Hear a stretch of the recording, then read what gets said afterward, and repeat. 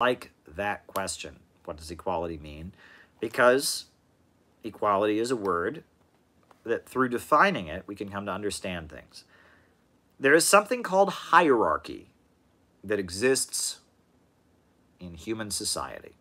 Hierarchy, which is some people having a dominant position over others, right? When you are a student in school, there is a hierarchy. And the hierarchy goes like this. The students are subservient to the teacher is subservient to the principal is subservient to the school board. That's the hierarchy, right? And societies tend to, have hierarchies as well. Class society, right? In feudalism, the king was the highest up in the hierarchy. Below that was the nobility, below that was the military, and below that was the peasantry. And what's different about capitalism is that the hierarchies in capitalist society are all based on private property and wealth. They're not sanctified by some religion, right? We don't all grow up learning that, Bill Gates was betrothed to the throne by God to rule, and he was anointed king of Microsoft to rule upon us, and it is our duty to work for Bill Gates. No, this is that Bill Gates started a company, he's got the money, and the hierarchies of capitalism are very crass, right?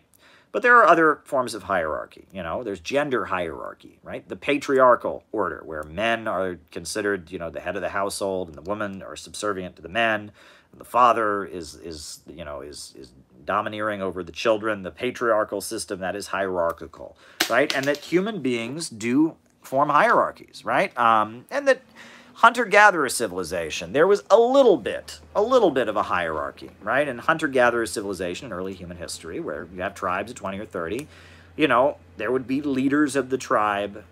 There would be kind of a pecking order in the tribe to some degree or other, but nobody was exploiting everyone else. There were no classes, and everyone was pretty much equal for the most part, even though there was some kind of hierarchy. But as class society emerged, more complex hierarchies developed, the emergence of slavery, feudalism, and our modern system is very hierarchical, except the hierarchy is naked.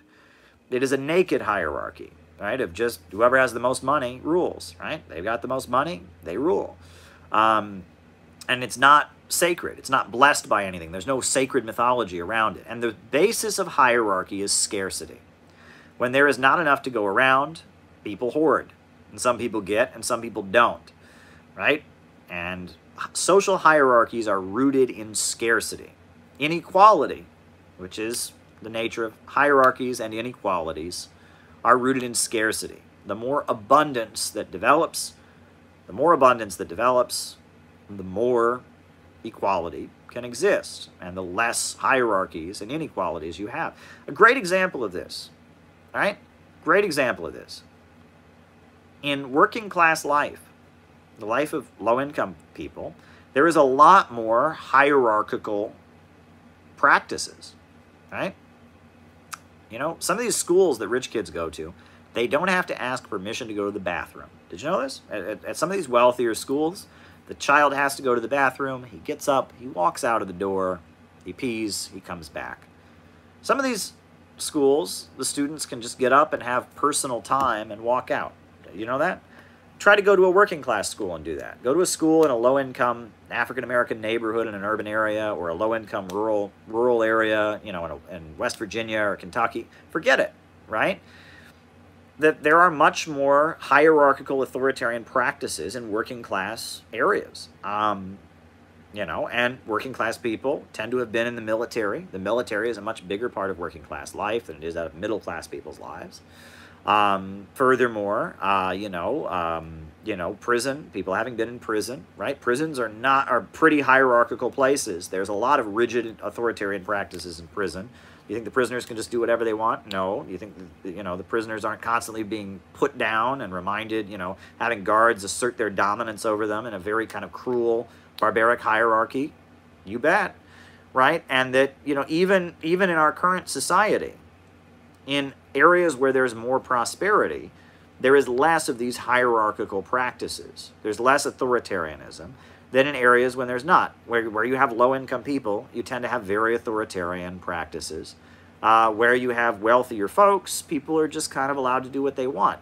And that, in and of itself, is an expression of what I'm describing on a society-wide basis, which is that eradicating hierarchy, eradicating authoritarianism, and eradicating inequality is rooted, really, in eradicating scarcity. When there's enough to go around, when people are prosperous, when they're not struggling to get by, when, then hierarchies tend to fade away. However, when people are struggling to survive, when there's not enough to go around, hierarchies become more rigid and authoritarian and assertive, right? And that the road to eradicating inequality is eradicating scarcity. And that is an essential understanding of Marxism. Marxism, we don't want everyone to be poor and equal. That is not what Marxism believes. Marxism rather espouses the idea that with rational control of the means of production in society, having rational planning of the economy, controlling the means of production, we can build up enough abundance that hierarchies and inequality can fade away, right? And there you go. That's a long answer to what should have been a short thing, but whatever. It was an important thing. Internal passports in the USSR.